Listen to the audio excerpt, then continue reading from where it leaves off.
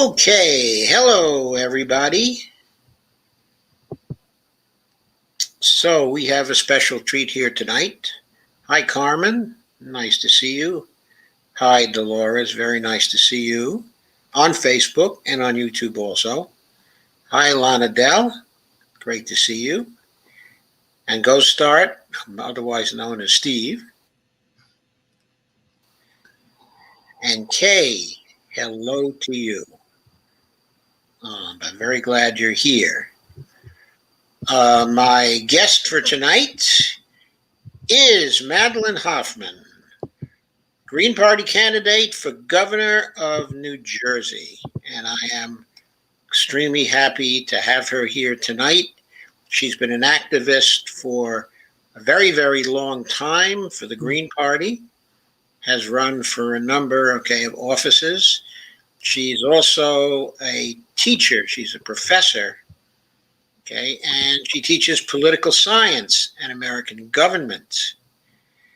And she's also just extremely knowledgeable and extremely active.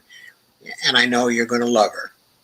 So now let us start. I'm going to give the ball to Madelyn, who's going to talk to us for a few minutes, well, perhaps for a little more than a few minutes, about her campaign. And then following that, we're going to talk about her experience in Colombia, her recent trip, to Colombia. Gostad says we're present and not accounted for. Carmen says Hulk is ready to smash. That's kind of an in-joke. But anyway, I'm not going to emphasize that in-joke too much here tonight, I don't think. I think I'm just going to be nice and calm and friendly tonight. I hope so. You can challenge me, Joe. I mean, certainly. That's all right. I would. I'm quite sure I'm never going to be angry at you. If I get into Hulk mode, it's going to be about something completely external to the two of us. All right. Okay. All right. Yeah, I mean, you have a following, and they know how you get, and they know what you say, and how you handle situations. So, Oh yes, I have to ask them to do one more thing also. Tonight I didn't have a lot of chance to share, because I wanted to get to the conversation, with Madelyn. So I'm going to rely on you to do most of the sharing tonight. So please do share for us and get our attendance up there, so that we're at least into the respectable range. So thank you very much, folks, for that. Okay, Madelyn, it's all yours. Okay, well, I'm so glad to be here, Joe, and it's been a long day of campaigning. We are in early August, and the campaign doesn't shift into really high gear until September. But today, we had a fundraising event, a house party in the area around Trenton and Mercer County. And then after that, we went to Middlesex County, where there was a county fair, and we started handing out palm cards. We handed out probably 200 or 300 this evening. So we are starting to move into, or preparing for, the post-Labor Day, when everyone sort of tunes in to campaigns. And this campaign, I'm running for governor.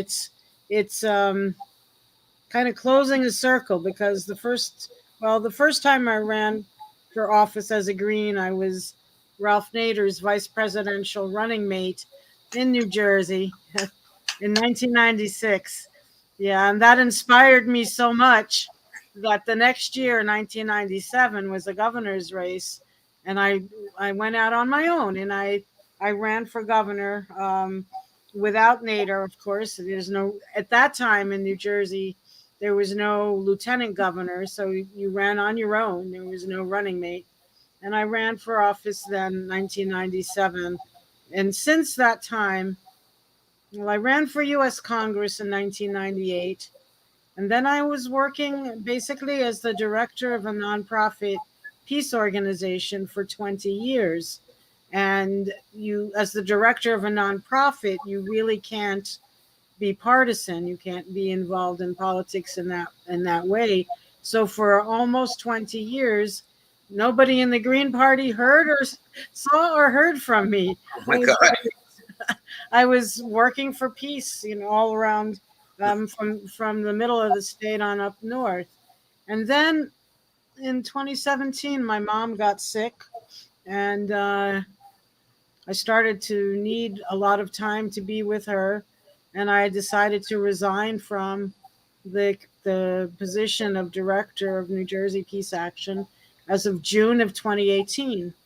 And turns out my mom didn't make it to June. She passed away in May of 2018. Oh, I'm sorry. Thank you. Yeah, and we dedicated the campaign that I ran for U.S. Senate in 2018. We dedicated that campaign to her. But that kind of just came out of nowhere. I was hanging out with a few Greens, and we were talking about one of the races that one of the women was involved in. And then she said, all we need now is somebody to run against Senator Menendez. We're sitting around this table in a restaurant, and I heard a voice. It sounded strangely like mine, but I didn't really recognize it. And my voice said, I'll do it. I'll do it. and and then I spent about 3 months making sure I really did want to do it. And as it all turned out, I did run in 2018 against Senator Menendez, who's one of the biggest warmongering senators we have, even though he's a Democrat. He gets a lot of money from the Israeli lobbies, and he's recently come out in even intimating that we should use military action in Cuba to free the Cuban people. And I was so glad to run against him, and that was just after he had been cleared, or at least a mistrial. I've forgotten exactly which one it was, but he was charged with a number of things. Yeah. And I thought this would be a really good race for a Green, because the Democrat had was corrupt. He got off, but people in the Democratic Party were probably looking for another alternative. But the same dynamic of, well, I'd rather vote for a Democrat even if he's corrupt than let a Green take enough votes away from the Democrat that the Republican would win. Yeah, the same dynamic we saw in Cleveland last week. With Nina Turner? Yeah, I mean, obviously Chantel Brown is corrupt. Yes. Right? Yeah. So they say, hey, we're going to take the corrupt person. Well, I mean, I remember two things from 2018. One person saying that the only ethical choice in that race between me and Senator Menendez, the only ethical choice would be a vote for Senator Menendez. Oh, my God. How can you use the word ethical and Menendez in the same sentence? How can you do it? And I actually talked to this person with a group of people. We were all at a rally to abolish ICE and shut down the Essex County Detention Center. And we started talking, and I said, how I thought this one, we would have a different response. He's the bottom of the barrel as far as Democrats are concerned. He said, how much lower can you go than Senator Menendez? And one of the people out there said, Manchin. Yeah, you're right. There's always Joe Manchin. He's not in New Jersey, so yeah. This person's response or another person's response was, oh, well, you could get Bob Hugin, who is the Republican challenger. Oh, okay. So, when are we going to get out of this mode of thinking? I got 25,000 votes that year. um, and that was Quite a good showing. yes, it was. It was. When I ran for governor in '97, I had gotten 11,000 votes, so we more than doubled it. And then in 2020, I ran against Cory Booker, and little different. I mean, Cory Booker, some people really love him. He wasn't, embroiled in scandals or anything. But we had, because of COVID, we had vote by mail. And because it was, Trump up against Biden, there was a tremendous voter turnout. And I wound up getting 38,000 votes. Oh, wow. Yeah. A That's little quite substantial. It was, and it was just shot. It was the highest total for a Green running statewide in New Jersey since Nader ran in the year 2000. So we were really energized by that as Greens because, when you're a third party, you look at progress, you look at success and victory. And I mean, we run to win, but we know that the odds are stacked against the third party. So so our other measure is, are we growing? Are we reaching more people? Is the movement, for a Green New Deal and an anti-war movement and a defund the police movement and abolish ICE, is that movement growing? And we went from 25,000 votes to 38,000 votes. The movement is growing. And so this year was a governor's race, and kind of figured if we didn't run somebody for governor on a statewide level after the success of 2020, it would be as if 2020 never happened at all. So here I am running for governor, and trying to build off the momentum we have and the support we have and help. I mean, my campaign at this point in time has over 50 volunteers. Oh, that's great. And most of those 50 are either high school or college students. And I can't tell you how inspired I am by that. Yes, well, the high school and college students, I believe, are most often the hardest workers, aren't they? Well, yes, and the other part of it is that there's a sense of urgency about their activism. I mean, these folks are talking about, for example, Joe Biden and Phil Murphy are talking about going to 50% renewable and sources of energy by 2030. Too late. And 100% by 2050. Yes. We don't have We don't have time, right? 30. By 2050, we may be 100% underwater.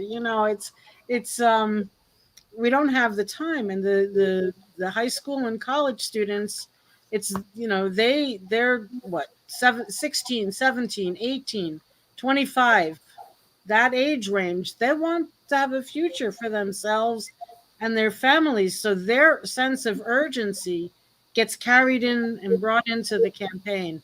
And this is a reason why I'm running. And in 2020, of course, there were people saying, "Why are you running? It's post-Trump, or we hope this is post-Trump, and we really are afraid of the Republicans. Don't take votes away from Democrats." The usual refrain. And It's all nonsense. What's that? That is so much nonsense.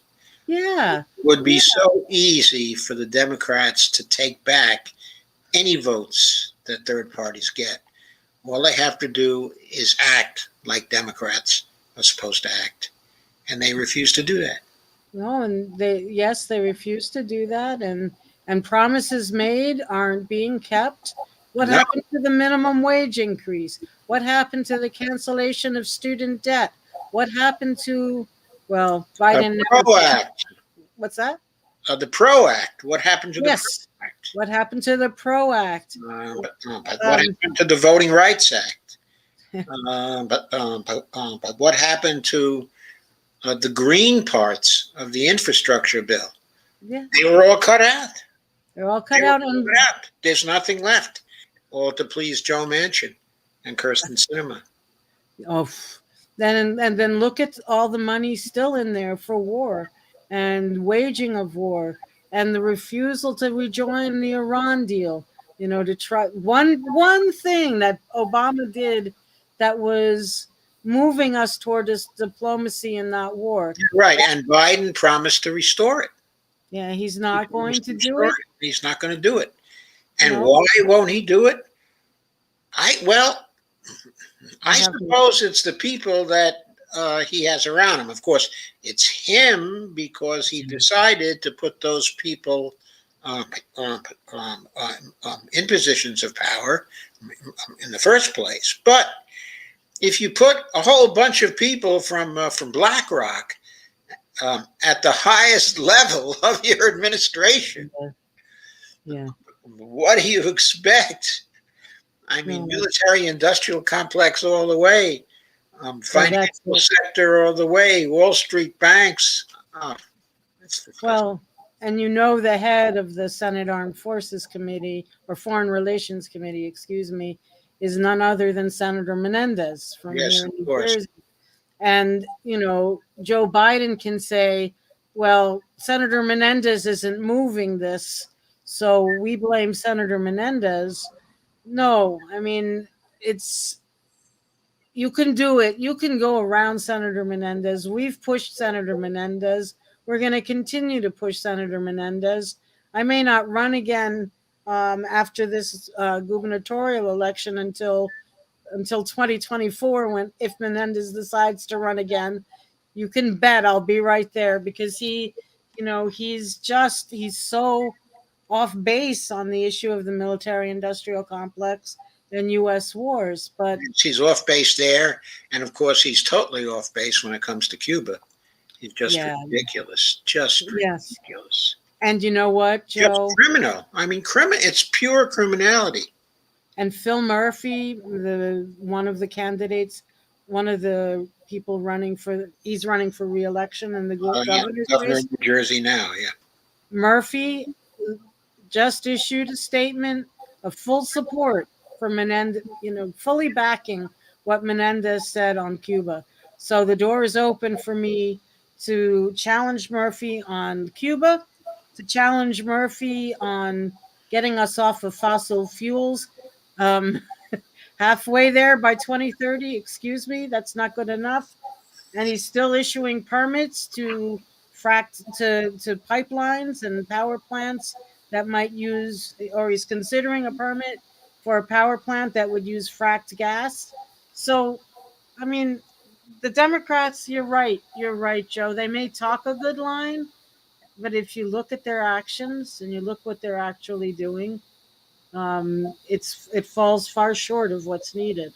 Yes, it's just awful. I do want to point out to you that Sandy Degg is, who's left a comment here, said, hi to everybody, is from New Jersey. Okay. And lives there now. Okay. And Lana Dell is a native, of New Jersey. And her family is from the Warren Watchung area. Okay. And she lives, in Minnesota now because she was transferred there. But she's a New Jerseyite, from way back. So I think these folks are going to be very enthusiastic about your run. And as Sandy Degg says, Senator Menendez is a jerk. Tell us what you really think, Sandy. I actually heard him. I've been studying Spanish because I was going to Colombia, as you mentioned earlier, Joe, and I was studying Spanish. And in the last 2 weeks, I heard Menendez speak in Spanish about Cuba, and I understood him. And I said, "What? I mean, what is he talking about?" Because the issues in Colombia are worse, far worse. And he said zero, zilch, nada about Colombia. But, I should probably give my website and ways for people to contact me. You Our, certainly should. yeah, our lawn signs came in yesterday or the day before. We have them ready for distribution. Um, you just have to go. They're really, really strong. We love them. And we'll deliver them to people. We have volunteers all over the state who will deliver them. So my website is Hoffman for the word for, not the number, Hoffman for Gov nj.com. It's Hoffman for govnj.com. You can also email me at Hoffman for Governor. That's all lowercase, all one word. Hoffman for Governor 2021 at gmail.com. And ask me, how you can go about getting a lawn sign. We have palm cards to give out. We got 10,000 of them. We're going to be going door to door in certain cities and towns, certain neighborhoods, giving out our palm cards. We had, like I said, we went to a house party today to talk about the campaign. You could hold a house party if you supported the campaign, and then you can volunteer. We have It's so exciting. Really is the energy of the young folks who want to move this campaign forward. Um, it's just I'm just sitting there watching it and saying, okay, where do I need to show up? Tell me where to go. I'll be there. I'll show up here. I'll show up there, because everything else is being organized, and the engine is coming from these volunteers. It's really fantastic. So we have a couple of questions. Okay. From Lana Dell. Is the Israel lobby against the Iran deal? And she says, I think I remember Debbie Wasserman Schultz having to have Obama push her to agree to support it. The Israeli lobby is, yes, most definitely opposed to the Iran deal. And as I mentioned earlier, both Menendez and Booker receive a lot of money from APAC and NORPAC. There's two Israeli lobbies, and Booker, we pushed Booker so hard. I was still working for the peace organization at that time, and he only came out in support of the Iran deal um, after there were enough votes to carry it. He wouldn't put himself out on the line. Once he saw that it was going to carry anyway, he signed on to the Iran deal. He agreed to sign on to it, and but he now says, when I ran against him last year, he said he doesn't think he would sign on to it again. So it's a Democratic Party thing. This is one reason why I'm a Green and proud to be one. If you get money from these lobbying organizations, it affects and limits what positions you're going to take. And yes, it's unfortunate because there are weaknesses and flaws in the Iran deal, to be sure, but it was one diplomatic agreement that's been made since 9/11, and it was like, okay, we still know how to do this, and now that's not there any longer. Yes, and it's completely our fault, of course. Yes, it is. Completely our fault. We simply decided under Trump we didn't want that deal any longer, and Biden had promised to put it back, and he did not. He insisted on the Iranians coming back first when it was we who broke the deal first. Yeah, and we walked away from it. The United States walked away from it. There's 6 other countries involved, or 5 other countries involved. The United States said we don't.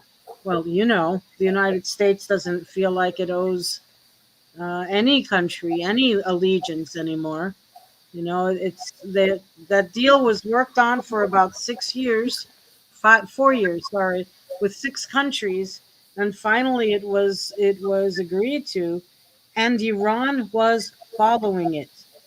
They Iran, were. They were. they were Following complying. the letter. Hmm? Yeah, to the left. Following it to the letter. They were very Exactly. strict about it. And not only that, after we got out, they continued to comply with it for a Mhm. very long time. I forget what it was, 6 months or 9 months. It was ridiculous. They had no obligation to adhere to it then, but they did. Mhm. And we just were completely unreasonable about the whole thing. And when Biden came into office, he remained unreasonable, insisting they come back to it first when it was we who violated it. We Yes. owed them from any perspective of fairness. And we just got on our high horse and we started trying to extract more concessions from them. Correct. And And of course, impose. they said, take a hike. And Yeah. they were right. I would have said, take a hike also if I was them. Yeah. I mean, there was enough distrust on both sides leading up to the agreement in the first place, and yet, despite all that mistrust on both sides, there was an agreement that was reached.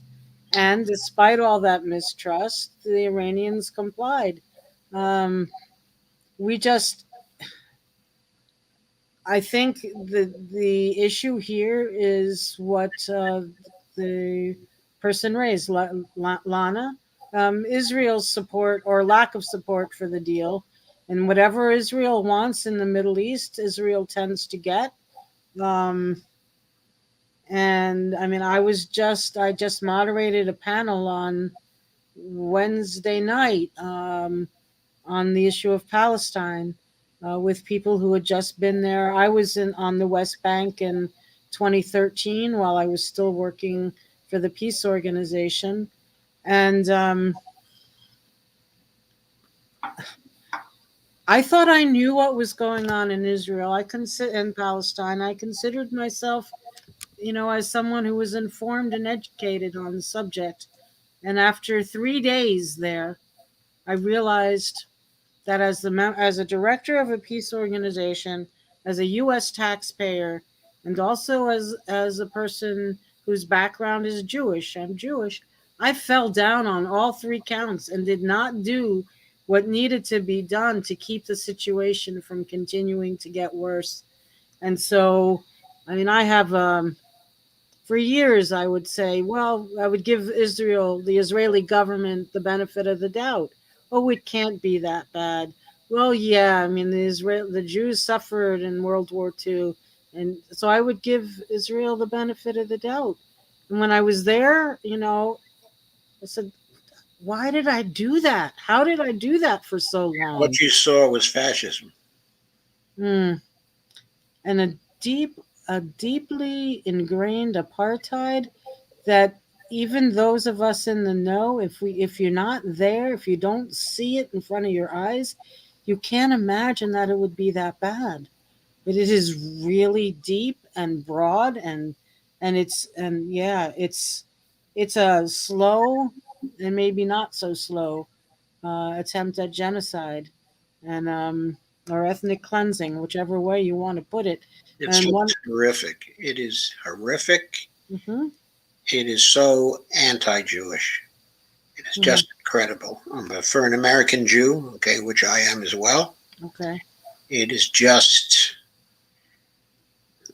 it makes me so ashamed. Yeah, It really well, does. I understand. And we had a former Air Force pilot from the Israeli Air Force speak at this webinar, and I'd heard him speak before, maybe 15 years ago, about what he saw as a pilot, and he started a movement among Air Force pilots to not continue to do what they'd been asked to do. But in the last 15 years, he's gone even further with that to talk about how at this point we all have to take sides. It's not, you can't say it's an equal, it's an equal, there are two sides here of equal Not strength. equals. Mm-mm. Yeah, there are not two sides. There's an oppressor Yes, and there's the oppressed. exactly. That's the real truth there. Okay. Exactly.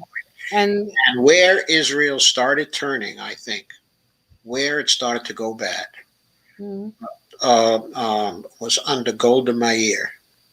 I mm, I trace it back from the middle 1970s. When they started letting the settlers in there, yes. I said to myself, this is wrong. They're just going wrong. If they follow this track, it's going to be terrible. And then I just saw it happen, down through the years. Stubbornly, they just adhered to it and adhered to it. They let more and more settlers in. Okay. And Netanyahu has Mm, created a fait accompli there. yes. He has created a situation that maintains and strengthens a fascist state. And from my point of view, that is what they are right now. That is what they are. They brought up a whole generation of children Yes. to think of Palestinians in a particular way, just the way the Southerners used to bring up Mm, people to mm, hate blacks. mm. Same thing. Same thing. Yes, de- the dehumanization, making. I mean, when you meet people who have been demonized, and you find out that they're humans just like you, it really does make it shifts your perspective on what's happening to people. And one of the other speakers the other night, he was just in Palestine for 3 months, March through June, something like that, or April through June. And he gave his presentation and he showed examples of what was going on there. And when he was finished, he started talking about the Palestinian people, and he broke down and cried. I mean, because why should that be? It really shouldn't be a surprise, but the propaganda and the way this is unfolded, Palestinians, you're absolutely right, they're less than people, at least in the propaganda.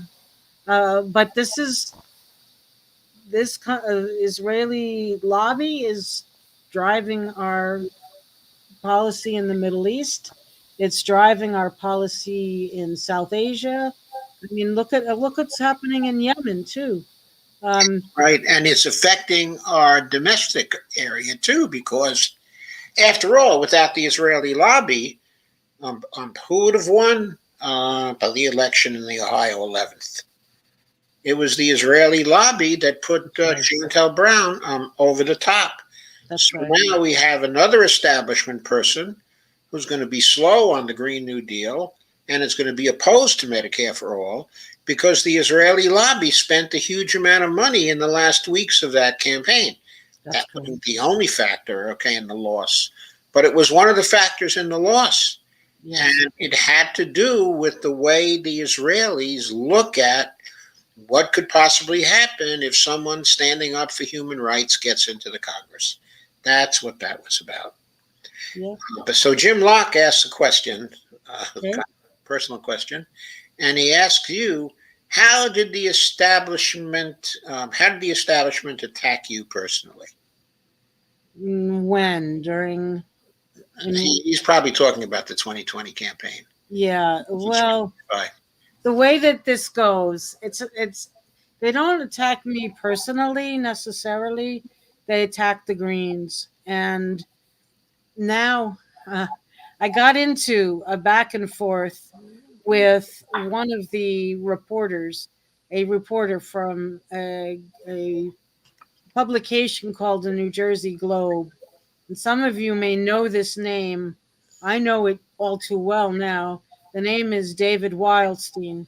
He runs the New Jersey Globe political columns. I guess he writes a lot of them and influences a lot of their decisions. Do you know that name, Joe? David Wildstein? I don't. Okay, well you probably do remember Bridgegate with Yes, Chris Christie, right? yes, I do. I remember that well. Yeah. Wildstein was right in the middle of it. He was Oh, working for the great. port authority at the time, and he got immunity for testifying about certain things, and he testified about some of the people who were down, the ladder a little bit, and a couple of those folks, at least one of them, wound up in jail, and he walked free. And so now he runs this political publication, and we were trying to get, and this is a really sore point for me and other candidates. We wanted to get in to a U.S. Senate debate. We wanted to debate Cory Booker and uh, his challenger, whose name is escaping me at the moment. Um, and we were told that by David Wildstein, we were told that they didn't have the people power to do it, that they weren't going to do it, but they would have a conversation. There were three of us independents running for that U.S. Senate seat, and they would have a conversation with the three of us, just so that we could get our point of view out there. And he said he would get back to us within a week or two. Well, to make a long story short, he never got back to us. And the week before the election, which again, we had a whole month to vote. So by that time, maybe there were only about 15 or 20% of the population that hadn't voted yet. But they had a debate between the Republican and Cory Booker. And we were livid, the three of us candidates who held our own independent candidate debate and discussion. We were livid because the man lied to our faces. He said we would have a conversation. We weren't going to have a debate because we don't have the people power to pull it off. And we would talk to the three of you independent candidates because we had a petition. We called them. We had a Twitter campaign. We put ourselves in front of those folks all the time. And now when he writes about me as a perennial candidate who never broke the 1% barrier. So even if I talk about how the Greens have progressed over the last 3 years, if you look at the numbers and you talk about it from that point of view, he shoots it down every time. Yes, well, but she's always run, and the Greens never get more than this, and we haven't broken the 1% barrier, and on and on and on. And the thing is, I found out the hard way last year that there is a military industrial complex, and then there's a political action committee complex with our Democratic, with all of our elected officials. There's also a political press complex. Not exactly sure what to call it, but it turns out that if you're a part of the press corps and you interview a Green Party candidate, for example, you may be denied access to the other political parties later. So there's very, very strong pressure to not even interview or feature or talk about the presence of third-party candidates. And this year, and this is, we need people all over the state to take action on this one. The threshold for appearing in the gubernatorial debates is to raise $490,000 by September 1st. $490,000. We all know that 500,000 makes $500,000. Yep. If you don't raise, as a candidate, if you don't raise $490,000, you are not going to be interviewed by papers for possible endorsement, and you're not going to be allowed in the debate. Now tell me how that could be considered democratic. Well, of course it's not. Of course it's not. They've been shutting out third parties for years and years, and they just continuously find but new ways of rigging. Yeah, They and they just make won't allow any third parties in. And one of the things we have to do is to break that down. If we want yes, the system to change, we have to stop them from doing that. yes, and And we're going to. perhaps that needs to be one of the demands. In other words, if this movement for general strikes Mm-hmm, starts to take off, I think that has to be one of the demands mm-hmm. that we should make in the context of the various strikes, okay, that we intend to have. Uh, we've been talking about the topic of general strikes here quite a lot over the last 2 weeks, and we'll probably continue to do that. Okay, and I think you know also that there are people who are getting together at KRTD Media Yes, to talk over the practicalities, okay, of general strikes. Okay, yes. and I think you may be coming to the meeting tomorrow, Yes, correct? yes, I was planning to go last night, but I couldn't. But I am still planning to come to attend tomorrow night. Uh, Yes, yeah, well, that may be very good because we have a number of people who are very strong when it comes to the general strike issue that will be coming on Sunday night. So I very think good. Sunday night was actually the better of the two nights to come. All right, well, that's good, and I look forward to it. And we definitely, I mean, one thing that we're learning is that there's a really good reception. They really want to hear about other political parties. There's an openness and a willingness, and any polling that's done shows that despite the Trump era and the Democrats' attempt, in my opinion, to just make the whole issue about Trump.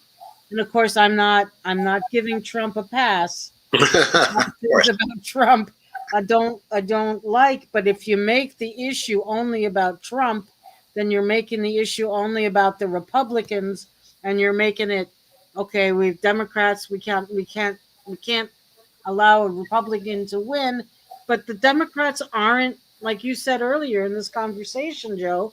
The Democrats aren't putting forward the policies that will bring people, and have people support them. So um, Not.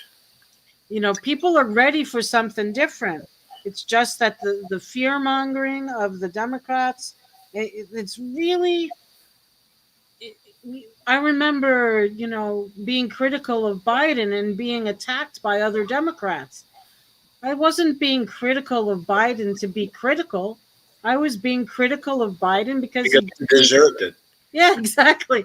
He didn't promote the policies that I've been working on for 40 years. What do you want? The people, What do you want? You're supposed to be silent about that? yeah, well, I was called a purist, and then I had to figure out, well, what is a purist? A purist is if, he's a person or a candidate is 99% of what you want, and for the 1%, you refuse to vote for the person. Or that makes sense to me as purist, maybe 90% and 10%. But for Biden, it was like 20%, 80%. 20% I liked and 80% I didn't. Am I being a purist by not voting for him? It's it just, some of this stuff is really scary because people, it is real, the way people are voting and the way they're thinking about things. And Yeah, I want to make a change, so maybe, right. as you Okay, said. let me just interject here. Sure, Just please. ask you a question. One of the reasons why we came together tonight was, okay, to talk about your trip to Colombia. Yes. Okay, so before I get on that, though, okay, what I want to ask you about is uh, there seems to be a lot to talk about with respect to uh, um, um, to your candidacy. Yes. I don't think we spent enough time in covering it here. Okay, so the question is, would you have time on Tuesday night, okay, at 9 o'clock, to come back and have a longer discussion, okay, about your candidacy then? This Tuesday night, I do think so. Yes. Okay. I have meetings on some Tuesday nights, but not this one. Not this Tuesday night. I Okay. should be So fine. if you would like to come back, Yes. I'll make a special effort to invite some more people who live, okay, in the New Jersey area so they can be here for you, specifically Jeffrey Ginter, Jeffrey Epstein, Hmm. and and also Ramona Masacci, Oh, yes. and also John Lancelot, who used to live in New Jersey for years, Hmm. but who now lives, if I'm not mistaken, in North Carolina. He has a cyber security job down there, but okay, I think he'd probably be very happy to look in, Hmm. okay, and to take part, okay, in our discussion. Okay, so we can have a lot more people from New Jersey here if Okay. we concentrate on that as a as an objective. Absolutely. I'm open. 9 o'clock, right? 9 p.m. Yeah. Okay. You got it. Okay. Thank you, Madeline. No, thank you. So can we shift over to Colombia? Yes, we can. Okay. And you think we didn't have enough time to talk about my campaign in 45 minutes? No, Let's I get think we started didn't. on. I, I didn't think we barely scratched the surface of your campaign. And Uh, I would I love. want to go into your full range of policies. I think Yes, okay. would be very important to do. I would be glad to do it. Um, uh, I don't know how far we'll get in our discussion about my trip to Colombia, but we'll see how far we get. Well, we can certainly do something about that too if we don't get far enough. Okay, all right. So, where do you want me to start? Okay, well, what I'd like you to do is, first of all, to tell us what you learned in your latest trip. Okay, I know you learned some Spanish, okay, I because you've learned. been working Yeah, on that for some time. yes. Okay, but in addition to that, what did you learn about the Colombia that was new to you? Hmm. Well, I think some of it. I knew about government repression. I knew about government, um,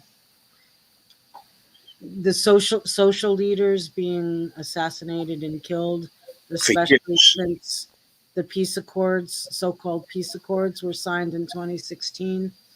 I knew about internal displacement of indigenous and campesinos and Afro Colombians. I knew about it, but it's one thing to know about it, and it's another thing to go and see how pervasive this is, and how many people are affected by these government policies. And especially at this point in time, I had been planning the trip to Colombia since January, give or take. And on April 28th is when the Paro Nacional began, the national strike. And we're talking about general strikes in the United States. The national strike in Colombia um, took on an ugly tone right away, not because of the protesters, but because of Uribe, who is the former president, saying to Ivan Duque, you should just let go. And if they're vandals who are attacking our property, go ahead, use force, use whatever force you have to use in order to stop it. So he basically green lighted the use of military force, paramilitary and military force against people protesting. And so I was originally supposed to go in May, about a month after the strike began, but um, we decided not to do it. We decided to postpone it a little bit to try to let things settle a bit. And so I went in toward the end of June, about 3 weeks to 4 weeks later. And I learned that the problems were much deeper and much more serious than I had thought before going. And I learned the other part that I learned. I went to the port city of Buenaventura, which is the largest port on the Pacific coast, the largest Colombian port on the Pacific coast, and about 70% of all the goods and that fuel the Colombian economy. About 70% of those goods travel in and out of that port. And we met with, I and my Colombian friend and escort, thankfully, because I couldn't have navigated through all of this myself. We went to the neighborhoods in the port city, Oh, and I don't have the words. I mean, there are a lot of people who are working very hard to to provide security for each other, because the armed groups, the violence in Buenaventura is very high, and it's sanctioned, basically sanctioned by the government. I mean, if they look the other way and they know what's happening and they look the other way, it's sanctioned by the government. Um, and the impact on people's lives of the owners of the port basically telling the people who have had years of a fishing culture. They go out on the boat and they get their fish and they come back, continually limiting the area where in which people can fish. Um, the union people who, I mean, we met a couple of people. One I'm just thinking of right now as I speak. 37 years he worked in the port. He had a problem with his knee. There's no insurance, there's no protection, no pension, nothing. 37 years cast aside. And most of the people, not all, but most are African Colombiano, not African American, Afro Colombiano. Um, so I learned so much about, well, I mean, I live in New Jersey and I lived in Newark for 5 years. And there are multiple problems within the city of Newark. Um, but the difference between,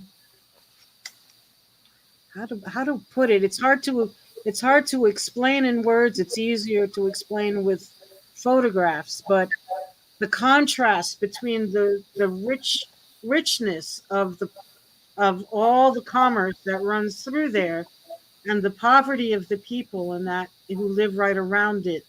Um, we were sitting one day looking out over the Pacific Ocean. We were on a terrace of the hotel where we were staying, and one of the largest tanker ships in the world came through that port, piled with containers up, and if you're looking out from the terrace, it looked huge. It looked like a phantom rising and overhanging the port city. And it went through, and it's like, this is capitalism, international global capitalism, represented by that ship. And then we had just been in a neighborhood, in the neighborhood, there's one hospital that's in disrepair. Not even the neighborhood in Buenaventura. There's one hospital in disrepair during COVID. And if somebody had a serious illness, they go through the road of death because it takes 2 hours to get to the nearest hospital. oh my God. Yeah, and there's not potable drinking water, um, electricity on one day, off the next, um, and then the necessity to organize.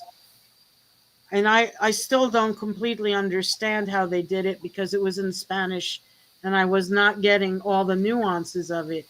But they have a system. The young people in Buenaventura have a system where they can try to look out for each other and protect one another and try to keep the young folks from being lured into picking up a weapon and joining the violence there, because the intent is to either kill or move, kill or displace everyone from those neighborhoods, so that the commerce, there can be more areas to stack the containers that come in on the ships. Um, there's a highway recently built that separated one of the neighborhoods in half. And if you're walking down the hill to the highway, it looks like there's no separation at all between the neighborhood and the highway. And one Hmm. truck after another comes through there. On one side, their children having lunch or some, out their front door, and on the other side, their children running up and down the street. And it's I don't know if I'm doing a good job of describing it or I not. think you are. It's a nightmare. Yeah, and if you want an image, and the iconic image of the income inequality caused by global capitalism, you have it right there. Right there. You see it right there in front of your face, and you're talking to people. We're going to follow up. There were two women who were university students. It's not easy to go to university either. Um, they are, and they're working on a food sustainability project Hmm. because they really, I mean, the neighborhoods need so much, and people care so much, but there's so many things, so many obstacles in their way. And you could read, this is another case, and there are a lot of articles about Buenaventura and the drug trafficking and the issues in Buenaventura, the violence in Buenaventura. And Yeah. if you don't know what the situation is, you'd say, "Oh, I have to stay away from there." But when you go, when you see why and how it developed like that, and you say, "Well, if Costco or some other company and if all the countries using that port, they must be aware of the impact on the people.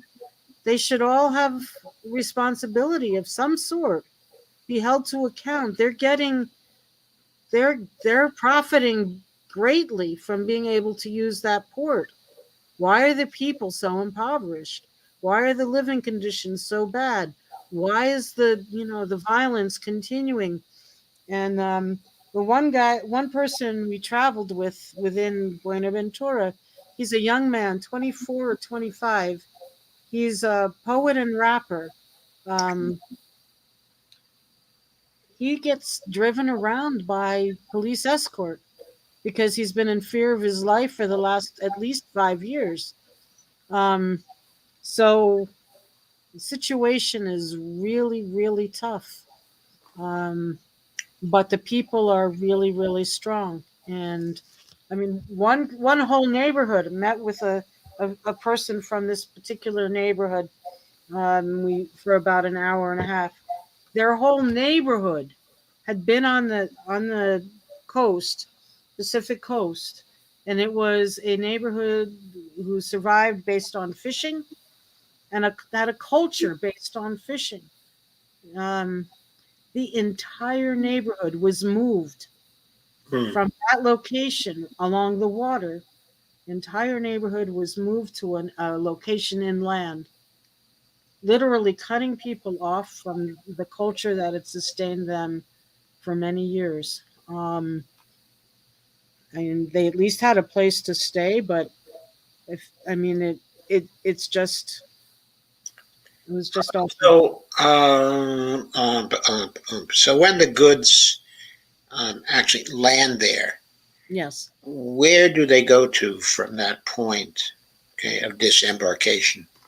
Yeah, I mean, I don't know where it all goes and how much goes where, but there is it gets taken into the internal part of the country, away from the coast. And when you go into Buenaventura, I was sitting in the front seat of a bus, right?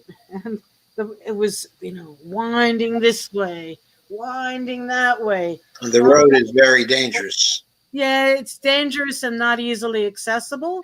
And then a funny moment, we said we were going through a tunnel in the mountain, through the mountain, and we went through, and it took about 20 seconds to go through the tunnel. And I turned to my friend and I said, "That's a really short tunnel, isn't it?"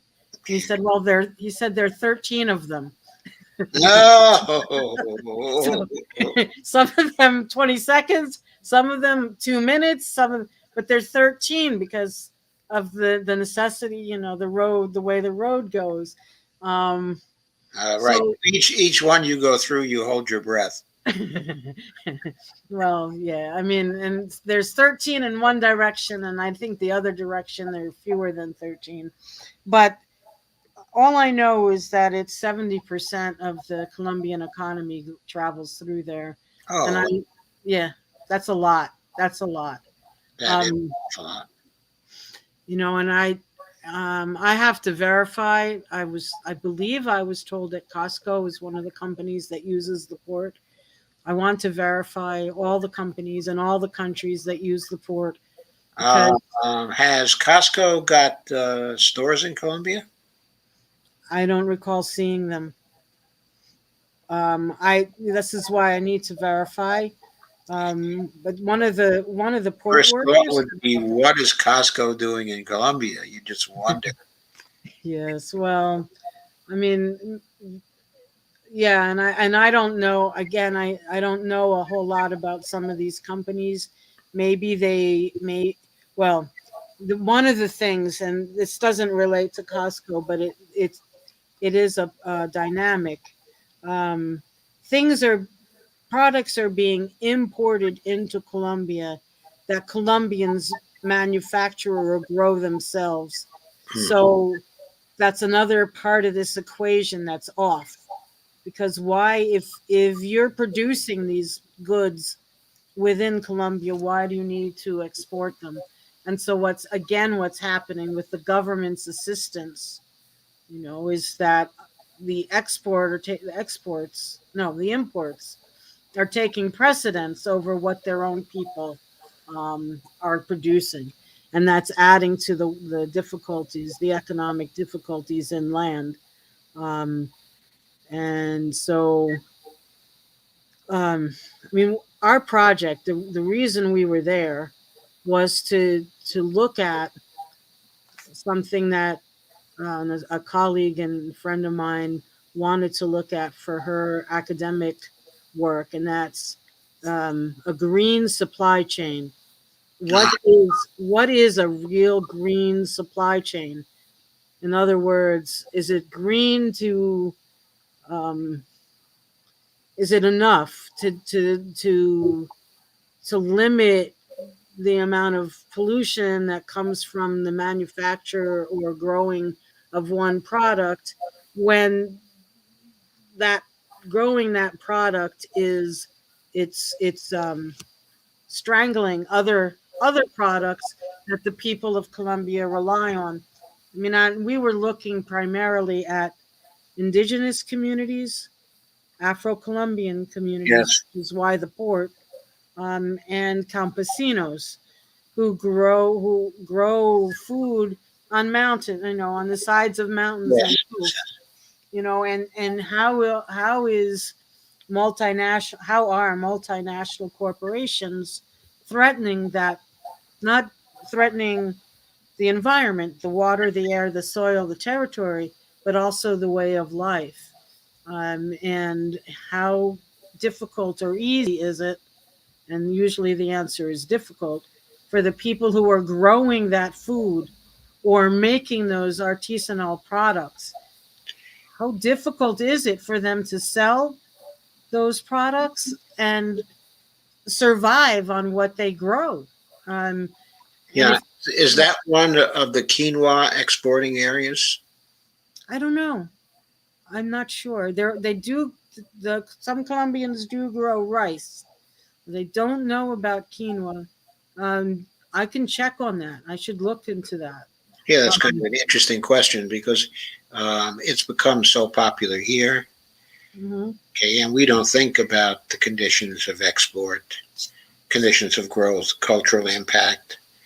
Okay, of that. From our point of view, it's just a very healthy product. Yes. It's good protein, good for you, and everybody likes it. And it's very popular among well, what shall I say? The the upper middle classes here. Well, I mean, I I don't know need about to imply that I'm upper middle class, but I think that it is a product that is bought by people. it Uh, is, and I don't know about quinoa, but I know about avocado Hass. no, There are all kinds of avocado, and some of the campesinos grow avocado. But there's a trend in Colombia, and it's also been in Mexico and Chile, perhaps, to this avocado Hass, which is a superfood, a real fad, something that people want to eat.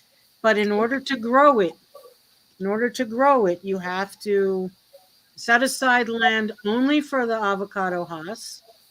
And that what comes with the avocado Hass is Monsanto's Roundup. You need to use oh, that. you have to use Roundup for it. Yes, yes, Oh, awful.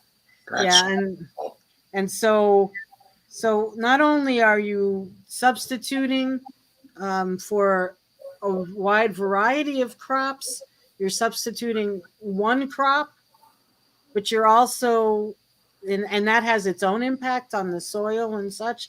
But if you use the toxic pesticide or herbicide. It's glyphosates or glyphosates. I get confused between English and Spanish, so I say Roundup. Um, but Joe Biden said 1 month into his term that he wanted to encourage Colombia to start the aerial spraying of glyphosates yet again.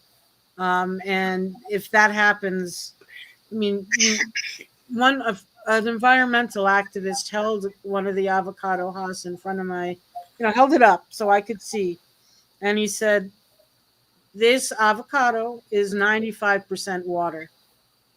So that's the other thing. You're using a lot of water for this avocado, cutting down trees. You're replacing the multi by a diverse group of crops or monoculture. That's green.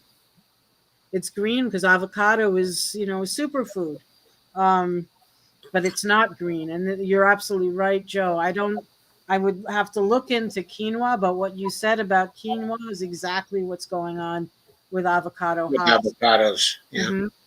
And the people wanted me. I was there 1 year just before the Super Bowl, and they wanted me to come home and come back to the U.S. and say and find a way to let people know of the impact of avocado hass on the communities and the farms of Colombia. It's hard to do that. Boycotts aren't easy, and as one person coming back from Colombia, it was not easy to do. But this time around, um, it's not easier to organize, but that was the purpose, one of the purposes of this trip, and so we'll I be see. writing about it and talking about it. What is a real green supply chain, and then the extraction industry. You asked me what I learned this trip Yes. that I didn't know about. We went to an artisanal gold mine. And this is a gold mine that, like 100 families, um, around 100 families operate. Yeah. And they've been doing this for quite some time, but just within this year, in March of this year, the Colombian government decided to call what they're doing illegal. It's an illegal operation because there's a Canadian company, um, international company called Cordoba Minerals that wants to expand its gold mine, and they want to take the land that these families have been using and working on for many years. And we were we were given a tour all around. We were shown the seam going into the hill, where people went in to get the gold, and they showed us every step of the process all the way through. And they're under attack. In March of this year, there were trucks, a whole fleet of trucks that came in, helicopters, national police surrounding the area, and it's like what this is. The people one of the people that we spoke to said everyone in the community, everyone is frightened. Of course they are. Yeah, and then 42 kids. The children are is more frightened than anybody probably, but they've got an alert system. If there's somebody coming into towards the mine, the two leaders of the movement to protect the mines, they leave. They get out of there as quickly as possible to protect their lives. This is what I mean. You can So a couple of questions about Sure. a larger political situation. Sure. Were you able to get to Bogota? Not this time. Okay. Went to Cali. That was Cali, right? Okay, in the Medellin area, right? yeah, but we did not get to Medellin. But Cali is sort of the center, has been kind of the center of conflict in the national strike. Not only Cali, but Buga, which is a little. See, the Cali and Buga are on the road to Buenaventura, and so if those areas are in turmoil and conflict over the national strike, the national government wants to squelch it Shut because them down, yeah. yeah, they need the routes into and out of the port. But Bogota, I'm sorry, what was the main area of actual resistance to the national government? I think so. And Cali particularly, I don't know if you saw, I mean, the protesters built a fist, it was on an arm, long arm, and the fist, and then the fist is grabbing hold of a sign that says resist. Yeah, I And think I've seen that. you've seen that? Yeah, and I mean, there have been many, I don't want to say, I don't know exactly how many, but there's a group of indigenous in Cali, and the indigenous have been under attack. The Afro-Colombianos have been under attack.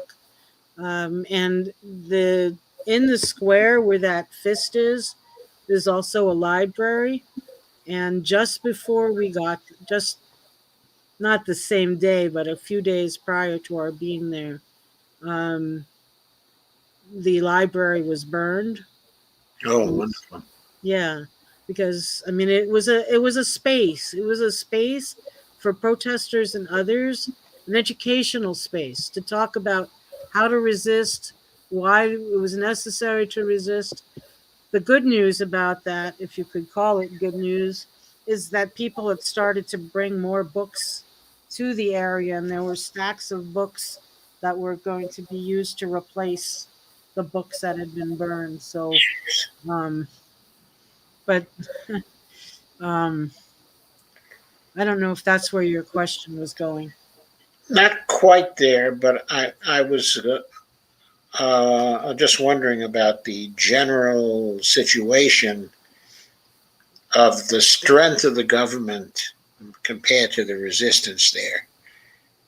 In other words, is the indigenous movement a very strong movement there?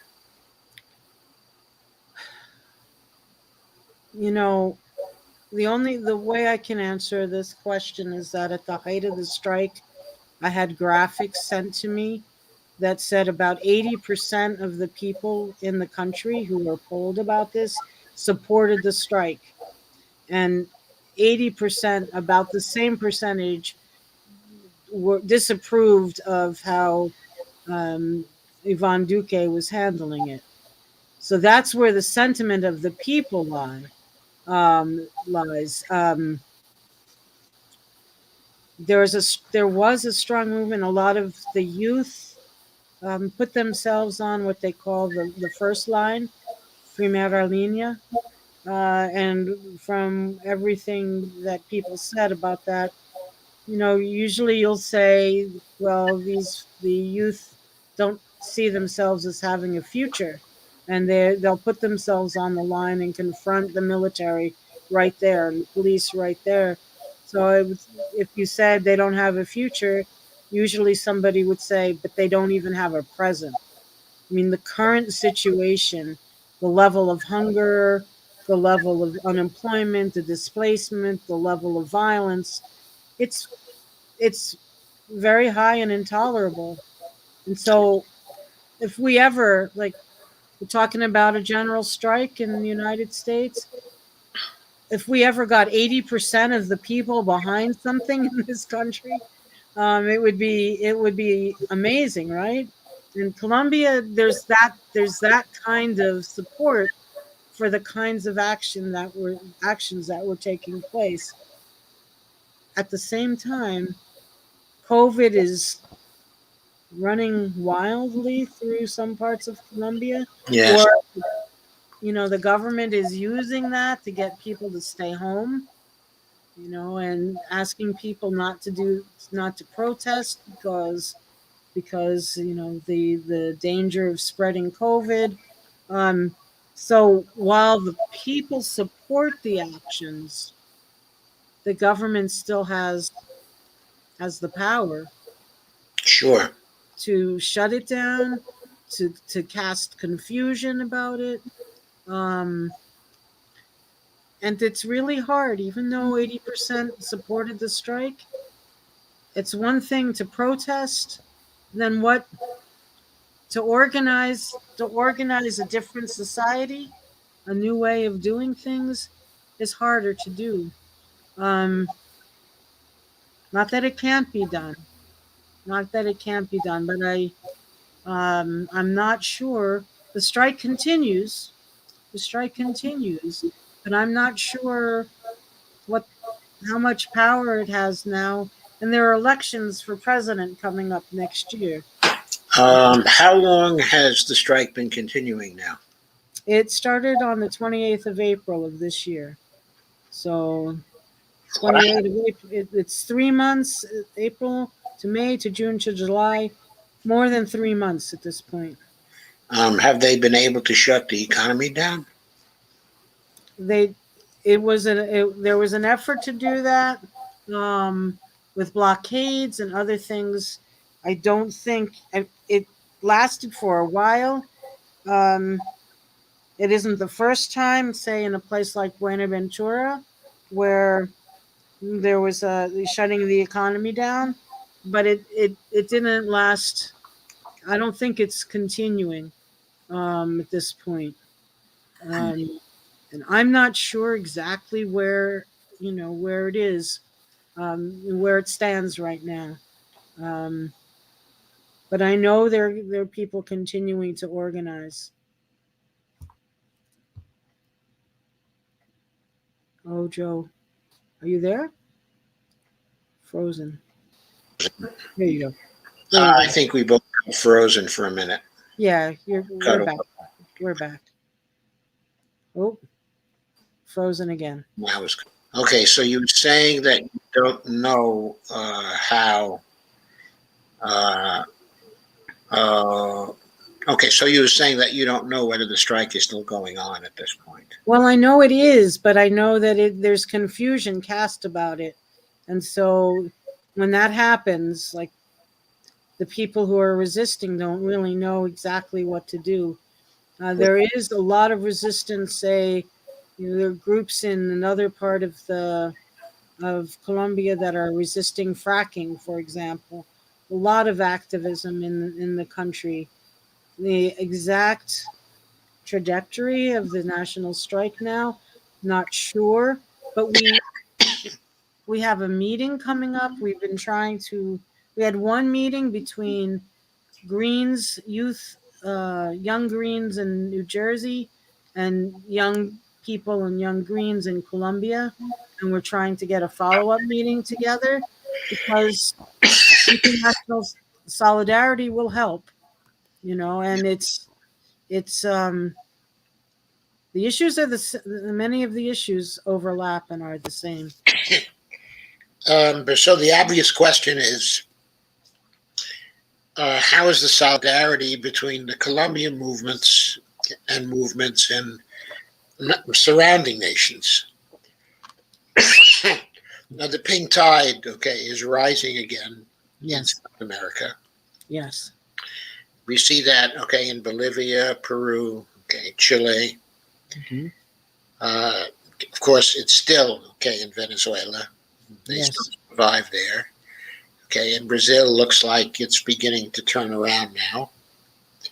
And will do so in a pronounced way, if Lula gets back in. yes. So that would leave Colombia pretty isolated then. The regime there pretty isolated, right? Yes, from other Latin American countries, but not from the United States. I mean, the connection and alliance, quote unquote, between the United States and Colombia is as strong as ever, which is why when Menendez speaks out so loudly against Cuba, it's the hypocrisy of it is just, I can't take it because Yes, just astonishing. I know. the human rights violations in Colombia are off the charts. Um, and the thing is, the United States needs Colombia. I mean, look at what just happened in Haiti. 24 retired military from Colombia were involved in that assassination. I know. Yeah, I'm still trying to figure out exactly why and what's coming next. But the United States has been trying to get Colombia to join NATO, and Colombia is it's right on the Venezuelan border, and so um, I think some 14,000 troops. I have to go back and read, but the United States wants Colombia to act as a proxy in the region. Oh, I know. I know they wanted that for some time. Yes, they do. Yes, they have. But Um, I think the Colombians would have to be able to go very far to make a successful attack on a national guard, in Venezuela, because it's community based, yes, and there are a huge number of people in it, and they're trained, and they're ready to defend their country come what may. yes, And I don't see Colombian troops having that kind of motivation. If no, they go in to attack Venezuela, no. I doubt that's going to work. Yeah, I mean, I guess we can look at both sides of this to say that there's a rising tide in Colombia as well, a rising tide of resistance against the government, and then there's also the forces trying to keep that government in place. Yes. And as somebody who doesn't live there and someone, I mean, we were there for a slightly different reason. I just don't feel qualified to say that I know which way it's going to go. But there's signs of hope for sure, and a lot of resistance for sure. And I know that there's going to be continued international solidarity between people in this country and Colombians. And the Colombians really made themselves heard this time. And there's an alliance with Palestinians. And sometimes when I was looking at Facebook videos, during the last couple of months. I couldn't tell whether what was going on was happening in Colombia or in Palestine. And there's so many parallels between the struggles in these countries. So that alliance could be helpful as well. Um, International alliance, I mean, between Palestinians and Colombians. Um, Yeah, did I read something about the Israelis coming in and actually training the Colombian military? you might have. There's also some Israeli security um, in some of these corporations. So yeah, Oh, yeah. there's an influence of one on the other. Um, and what happened in the resistance, the Colombian police force against some of the protesters. People were getting shot between the eyes or Uh, in the eye, and that's a tactic and technique that has been used more widely in Palestine of late. So it could very well be, um, and it's brutal. It's brutal. yeah, Um, yeah, as you just see evil. early on. Hmm. Okay, so we're coming up on 10:30 or so. Yeah. We have a lot of comments Oh wow. that we can go through, I think. Okay. Uh, okay, so are you game to go through these comments? Yeah, I mean, maybe I don't know that I can answer them all, but I don't know how much longer we have. But I'm willing. Well, we have as long as it takes, but Okay. on the other hand, I can cull the comments and just pick up on the highlights Well, here. this is your audience, so whatever you need to do to satisfy your audience, I'm game for. Okay, well, there's one comment from Carmen Muniz who says, "I'm just more and more awestruck, okay, about how knowledgeable Green Party candidates are. How Mm, are they not elected? So mm, impressive." wow. Well, they're not elected because I think the primary reason why it's so hard for them to get elected, okay, is the media conspiracy not to cover Greens. Yeah. And there are some other reasons like the rigging of the electoral system, the inability to get into debates, things like that. But all that stuff would probably tend to melt away if the media would simply be fair. Fair. Yeah, that would be revolutionary at this point. That would be revolutionary. On Yeah. the other hand, how can we expect a media to be fair when it is corporate owned by plutocrats? It's Mm, not the same media we had during the 1940s, the 1950s, the 1960s. mm, It's an unprecedented media now, and they're so closely intertwined with governmental elites, with also propaganda from the deep state, and also just the corporations. They're very closely allied with all of those forces. So it's hard to see how we can actually straighten the media out without actually breaking up these huge media companies. That's really the solution to that. We have to break them up. Of course, to break them up, we first have to have a revolution, okay, in our political system. And we're not getting that right now, as you all know. Okay. yeah, and I'll just add one thing to that, Joe. I mean, we have a policy of not taking money from corporate political action committees and other political action committees.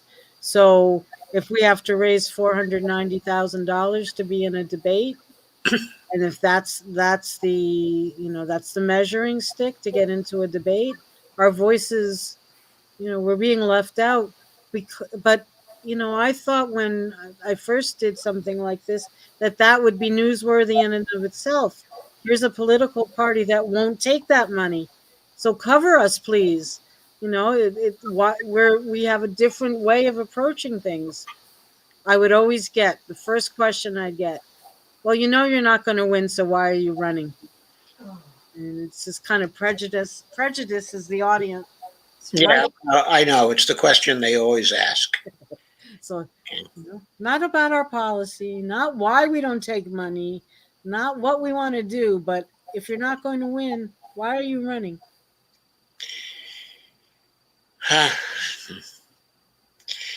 So we have to find ways to break that up. Of course, one very important way is for the alternative media to cover the alternative parties. Yes. There has to be an alliance between the alternative media, okay, and the alternative parties, just as there is between the mainstream parties, okay, and the mainstream media. Yes. And that would mean that to the extent that we can begin to compete with the mainstream media, we can help the alternative parties to compete with the mainstream parties. Good point. Good point. I mean, that's a process, though, and we don't have a lot of time, so we have to accelerate the process in some way, and that's probably where the general strikes come in.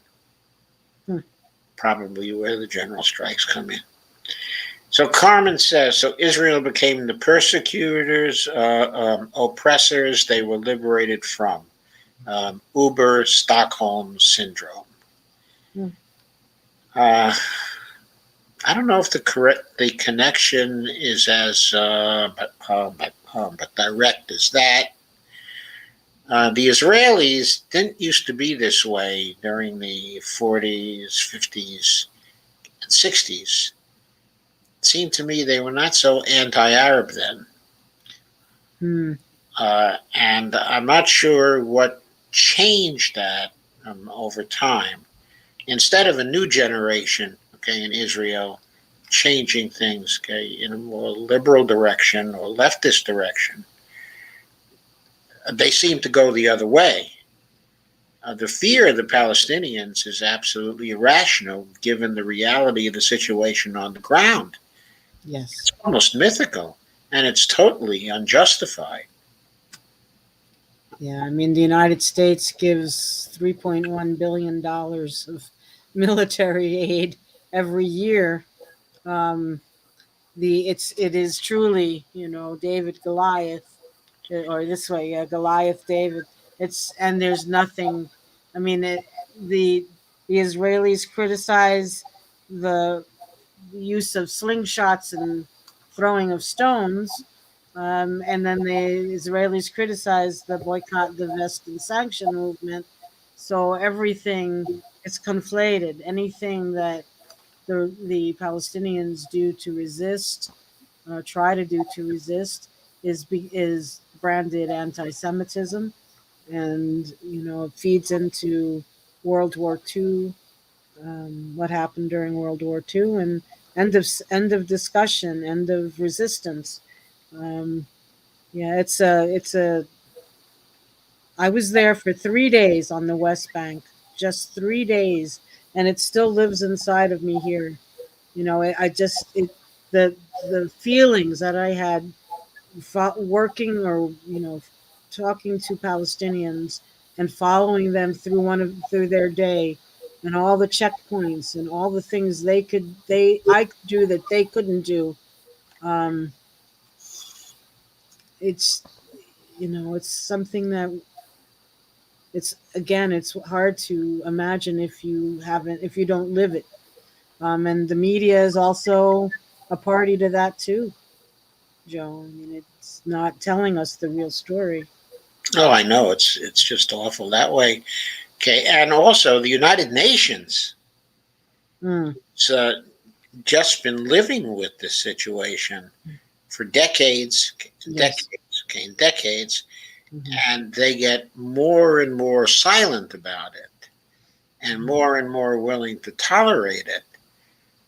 And they certainly know about the crimes being committed there every day by the Israelis.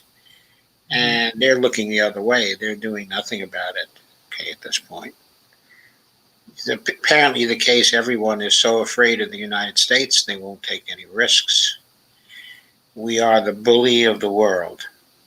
Well, and appropriately, Joe, yesterday was August 6th, and I was writing about this a little bit. It's 71 years, 71? No, 76. 76 years since Hiroshima and Nagasaki.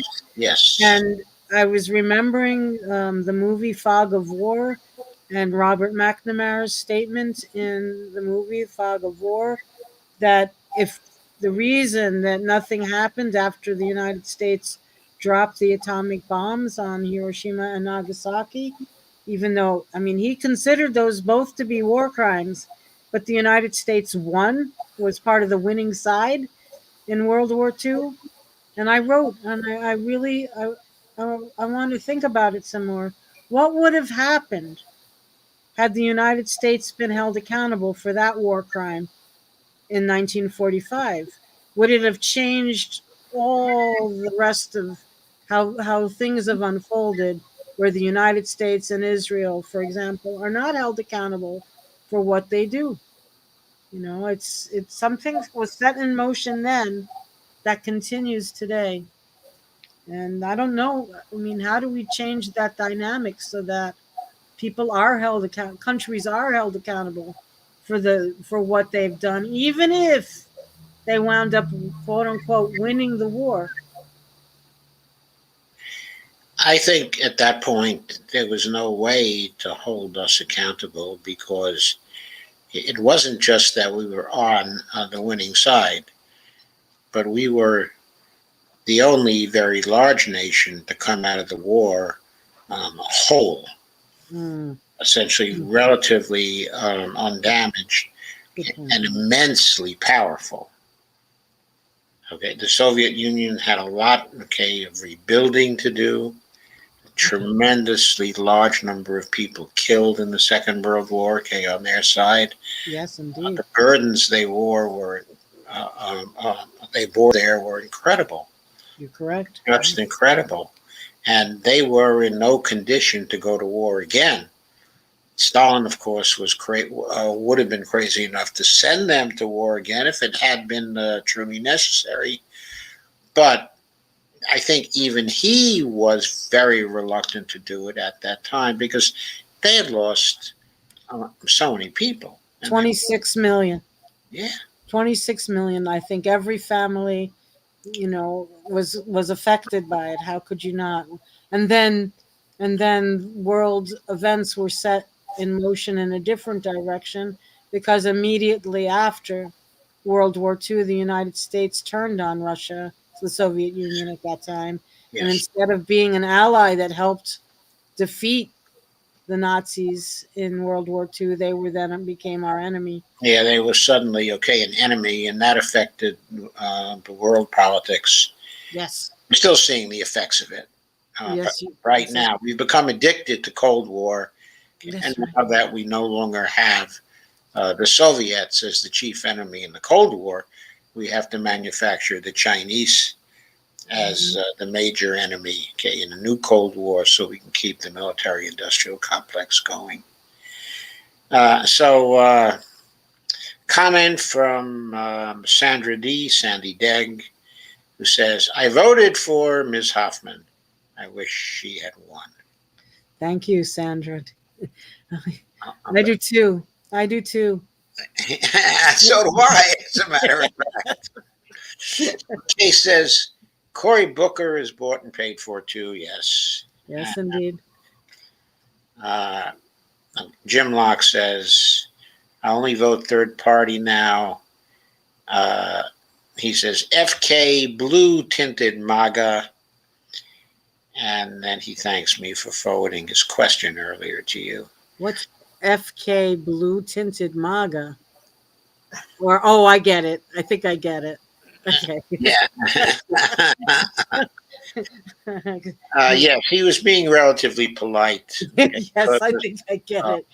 He knows that Unlike other people who live stream, okay, in our world, I do occasionally use profanity, but not an excessive amount. Well, that's good. I mean, It must be my academic training. yeah, I don't publicly either, but I have my moments in We all, other I venues. think we all have our moments. Okay, we all have our moments. Especially Jimmy Dore. He has his Oh moments yeah. very frequently. Evelina says, imagine having to raise all that money just to run. Of course, it's not democratic. No. It's getting less democratic, specifically the Voting Rights Act, which, for various reasons, we must have, has provisions in it that discriminate against third parties Right. and put them at even a greater disadvantage when it comes to fundraising. Those parts of the For the People Act have to be cut out of it. We have to pressure to get that out of it. Absolutely. Absolutely. I mean, I want to just say, in terms of the dynamic of last year's presidential race, first we saw, I mean, I'm not, I wouldn't vote for Bernie Sanders, but I respect, I, he has a position that's closer to the Green Party position than for almost anyone. And we saw how the Democratic Party machine went after him when he was in the lead in the primaries, and they threw everything at him, and ultimately he gave up. But then what happened? I mean, that was bad enough to see the Democratic Party go after, somebody who spoke to people who were more progressive within the Democratic Party. That was bad enough. Then the Democrats started shaming anybody who wasn't going to vote for Joe Biden. Because it wasn't enough to bully, the primary to influence the the primary process to move Bernie off the stage. They had to come after all of us, all of the rank and file, if you will, Democrats who still, supported Bernie Sanders and other people, who are more progressive. We can someday talk about whether that word progressive means anything anymore. But still, I mean, it's just this is, and then this Voting Rights Act that you mentioned, it does more of the same. It keeps coming after people who don't feel like they belong in either of the two mainstream parties. It's bullying. It's what it is. Yes, it is. But the end result of it, of course, is that increasingly there will be just a minority of people, both in the two main parties. And that will mean that the legitimacy of the government in the United States over a period of time is cut to a greater and greater degree, to the point where there won't be any legitimacy left. And without having legitimacy, governments eventually fall. They may be mighty when it comes to arms, they may be rich, they may be brutal, but if they have no legitimacy left, they fall. I mean, we see all kinds of examples of this, okay, in Europe. Mm-hmm. We see it, okay, in Latin America. The way things are going, we may one day see it here. Well, and that's, those words are inspiring in the sense that we just have to keep, despite how things are stacked against us as alternative or third parties, we just have to keep on going. In fact, we had a victory in New Jersey just before I left for Colombia, where a young woman, single mom, 9 kids, African American from Asbury Park, she got enough signatures to run for assembly in Monmouth County, New Jersey. And the former Bernie supporter filed a challenge against her petition. You need 100 valid signatures to run for assembly in New Jersey, and the woman had filed 120 signatures, and this former Bernie supporter put in a challenge to say that she saw 40 signatures that were not valid, and so this woman should not be on the ballot. And we fought her. I mean, we had one day to prepare, and we went through and we challenged her back for every signature that she had said should be disqualified. And our candidate, Dominique Faison, wound up with 102 valid signatures. Oh, wow. Ballot, yeah, and we're working for her, but we had to put our forces together and go one signature at a time. Yes. Why would they do that? It's the same dynamic you're talking about. Yes. So Jeffrey Ginter, Oh yes, hi Jeffrey. so your constituent, says Democratic leadership don't actually care if Dems win or lose. Nothing changes for them either way. Rank and file Dems just want to win without caring what that looks like. But policy is king. Well, I don't think policy is king for those Democrats. I think policy is king for us. I agree with that. Okay. But for those Democrats, it's power that's king. Yeah, or any blue will do. How many times did we hear that? How many times do we continue to hear it and to see it demonstrated in the support that they give to people like Manchin and Sinema and Chris Coons and Maggie Hassan and Jean Shaheen and Joe Biden, I venture to say. And Joe Biden, of course, yes. But the mess of people he relies on as well. Yeah. On the the eviction moratorium situation. Oh, gosh. Yes. Okay, in that particular situation, he collects in a room Brian Deese from BlackRock. Okay, he collects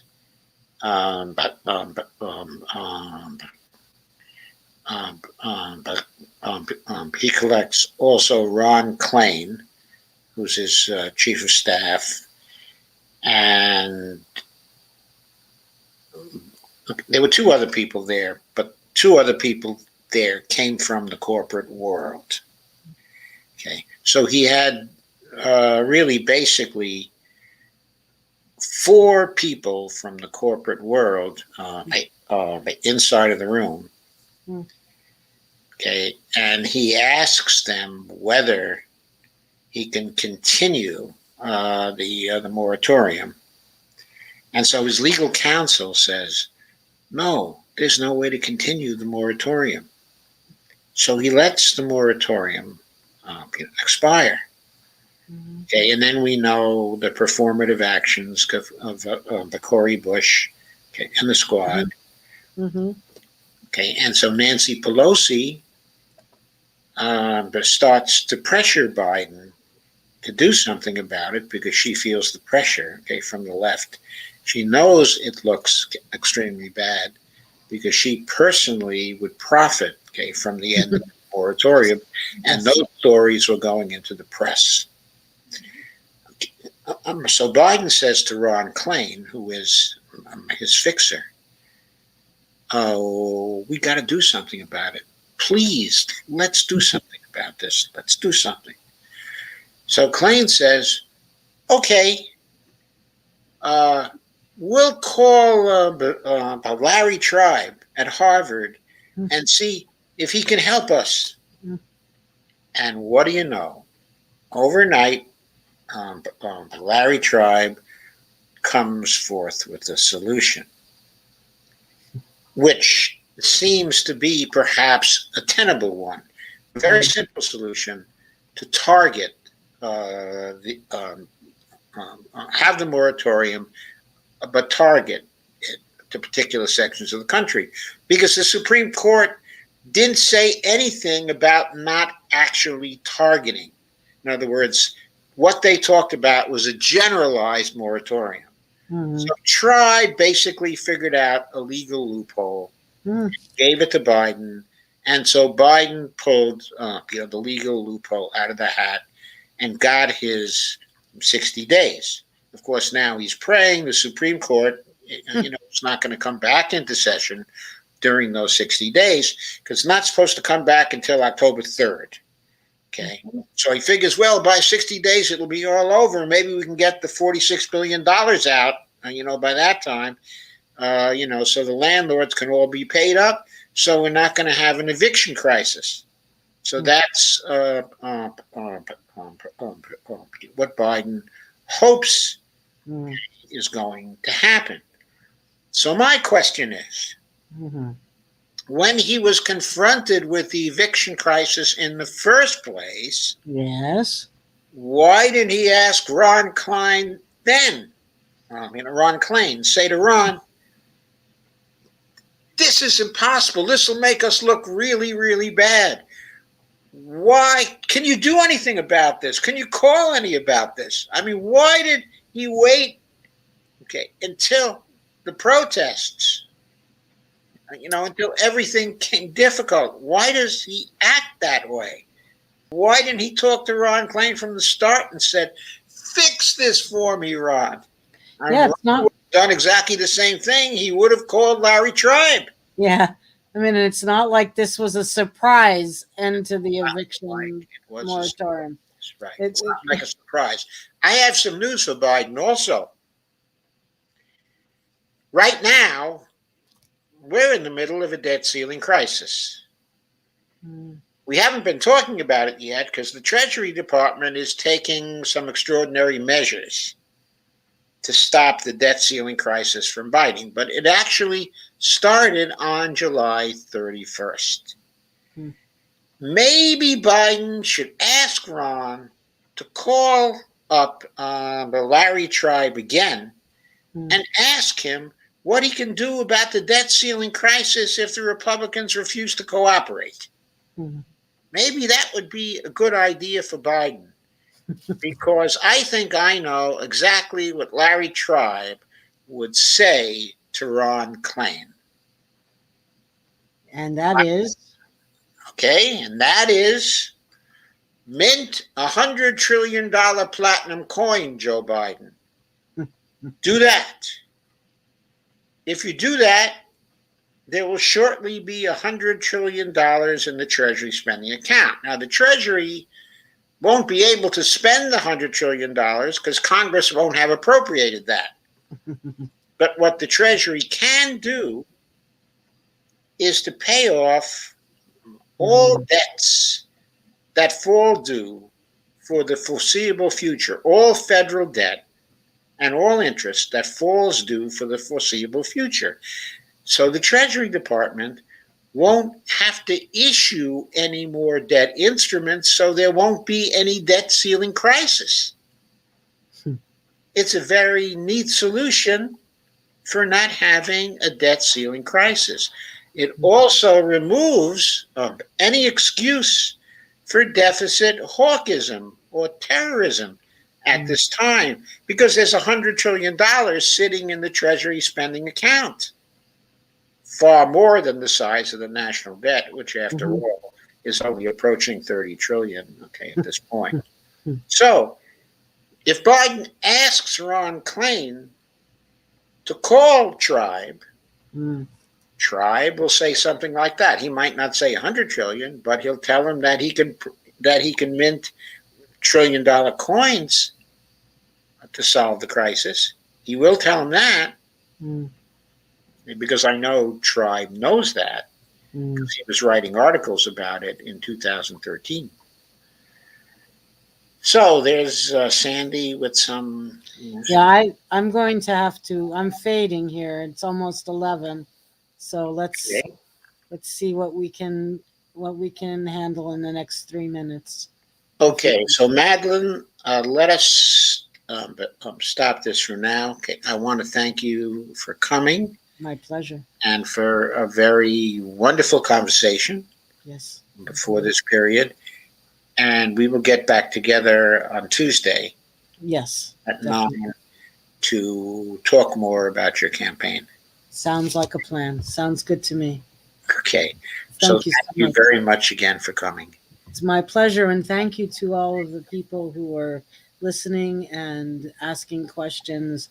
Really made this a thought-provoking program, and I appreciate all of the questions and you know being informed of them and having a chance to answer, and the dialogue with you, Joe, was just really great.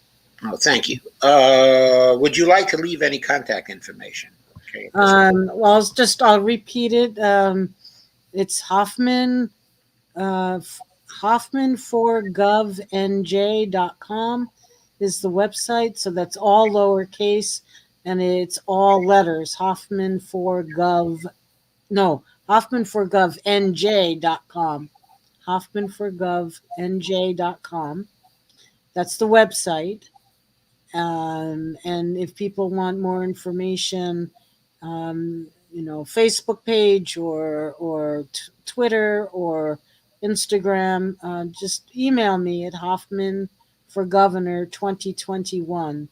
Hoffman for Governor 2021. The 2021 are the numbers, everything else is lowercase letters, at gmail.com. Okay. Thank you, Madeline.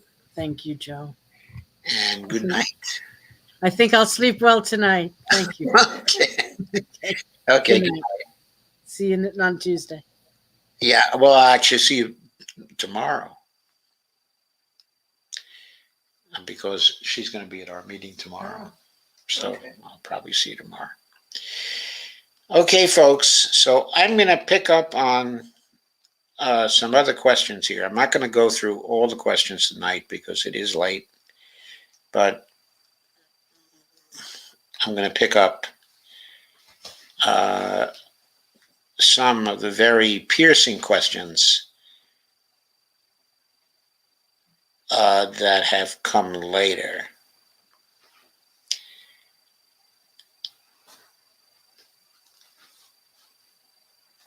Oh, Sandy says, I sent a message to Jeffrey and Jeff, but thank you very much, Sandy.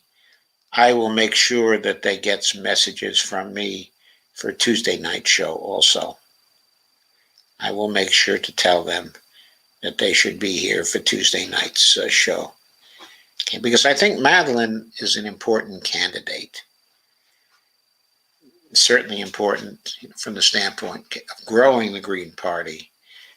And one of the solutions that we have to have to this is getting more parties. I think we all know that. That's a serious need.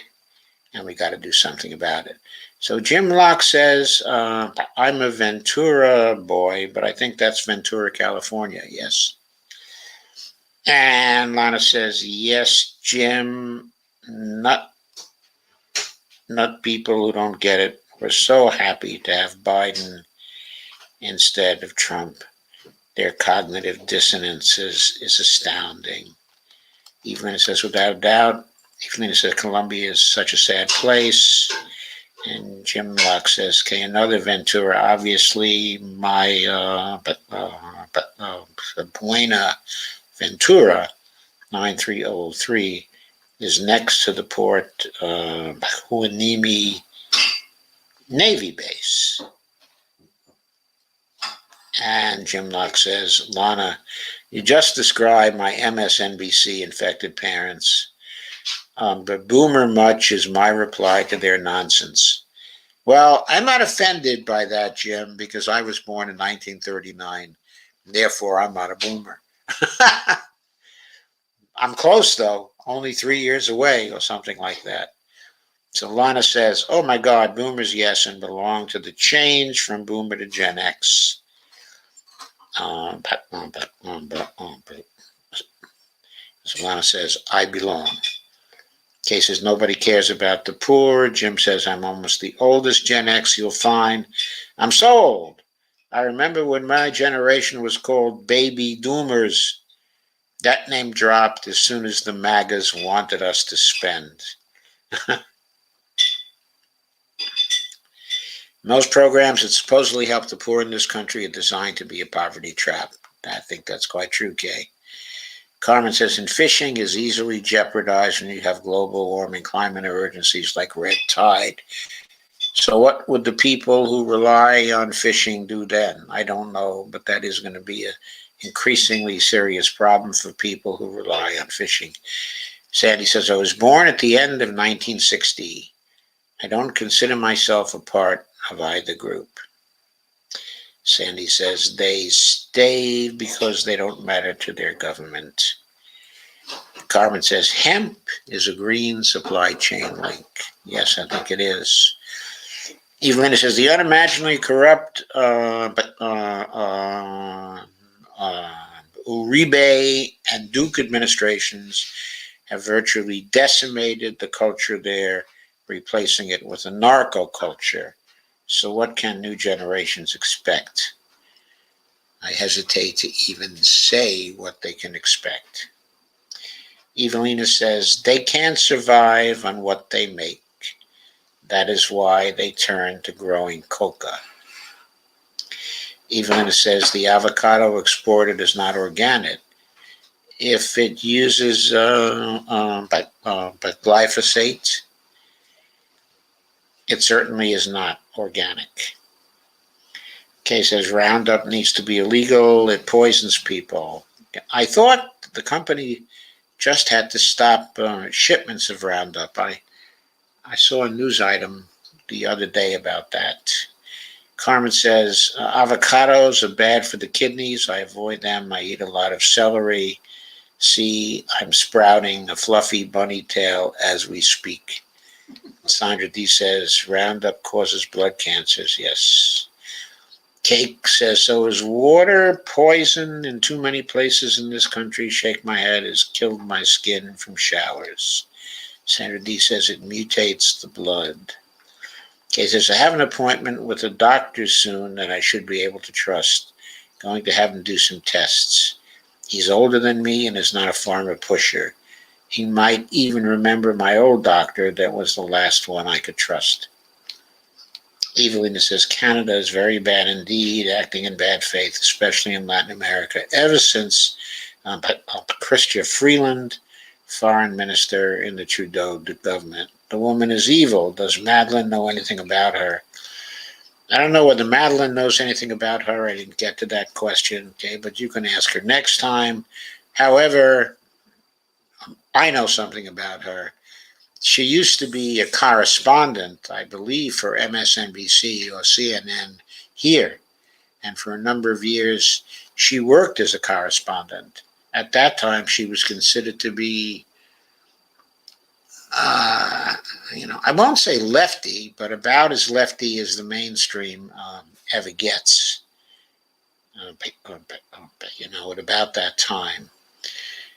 She even wrote a book that was pretty lefty, as I recall, but I forgot the title.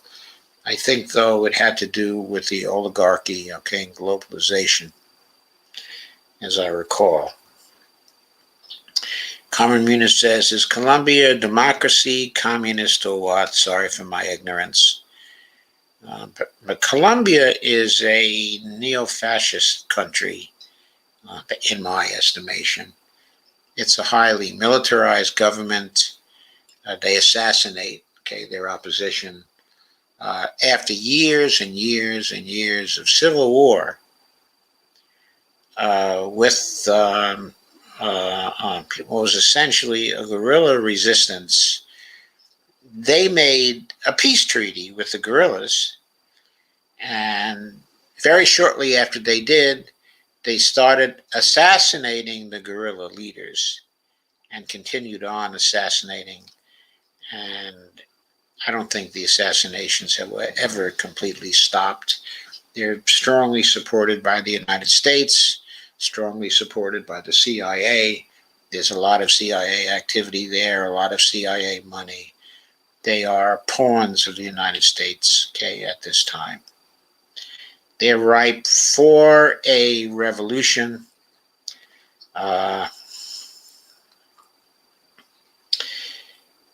they're going to be surrounded by pink-tide countries very soon now. Cases fracking has ruined the water in Northeast Ohio. Evelinus's repression by police, military, and paramilitary was fierce. Some young people were disappeared, bodies later found in ports. What goes on in Colombia? In Colombia under Uribe Duke government is horrific. KRTD media says, forgot this was happening today. Did I make it in time? Well, you made it in time for part of the discussion. KRTD media, that's Shane, says, sorry, Madelyn, forgot you were coming on today. I'll call you tomorrow. I saw you called me, was a bit discombobulated today. Okay, Madelyn has said that she will be there tomorrow, Shane. She will be there for the meeting tomorrow.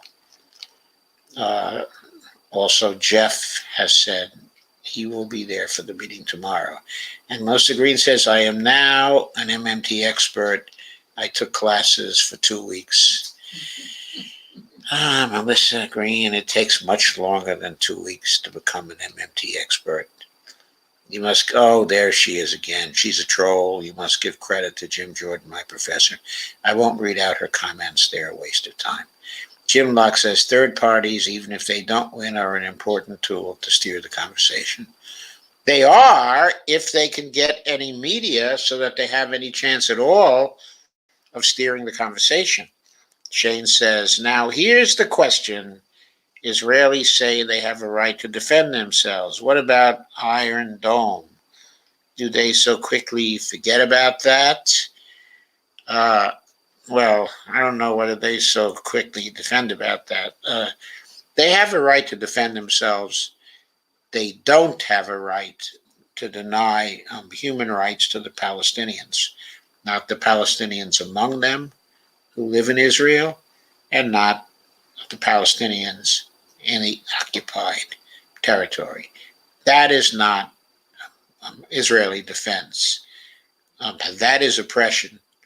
And the internal political system crushes dissent, in Israel. The political system has been becoming increasingly fascist as time goes on, in my estimation. I despair in relation to anything being done about that for some time. I think the only way that's going to change is if the supports of the United States are withdrawn from Israel. KRTD media says the UN is almost as powerless as the League of Nations. They refuse to do anything almost ever about anything, even when people agree there's an issue like with North Korea. They are useless. They are feckless. Well, Shane didn't say they're feckless. I am saying they're feckless. And they're also hopeless.